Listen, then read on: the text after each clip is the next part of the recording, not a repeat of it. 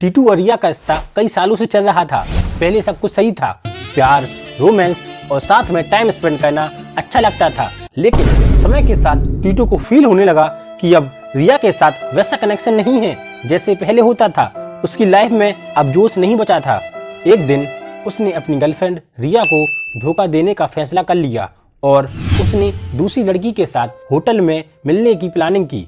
Hotel की lobby में जैसे ही वो दूसरी लड़की से मिलने पहुंचा, उसकी नजर रिया पर पड़ी। टीटू के होश उड़ गए। उसने सोचा, रिया यहाँ क्या कर रही है? उसे लगा, क्या रिया को मेरे अफेयर के बारे में पता तो नहीं चल गया? डर के मारे वह छुप गया और रिया पर नजर रखने लगा। तभी उसने देखा रिया किसी और लड़के के साथ एक रूम में जा रही है। टीटू का दिल तेजी से धड़कने लगा। उसे समझ में आ गया कि रिया भी उसे धोखा दे रही है। अगले दिन उसने रिया से पूछा, कल तुम कहाँ गई थी? रिया बोली, मैं कल मंदिर गई थी। लेकिन तुम क्यों पूछ रहे हो? टीटू को समझ में आ गया कि वो झूठ बोल रही है।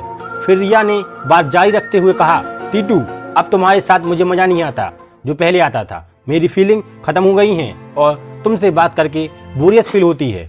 टीटू ने भी बिना किसी हिचक के जवाब दिया, मुझे भी अब तुम्हारे साथ मजा नहीं आता, शायद हमें अलग हो जाना चाहिए।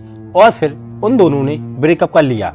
दोनों ने नई जिंदगी शुरू की नए पार्टनर के साथ। लेकिन कुछ ही महीनों में दोनों को एहसास होने लगा कि अब नए पार्टनर के साथ भी बोर होने लगे हैं। उन्हें समझ में आया कि खुशी पाने के लिए पार्टनर बदलने की जरूरत नहीं है।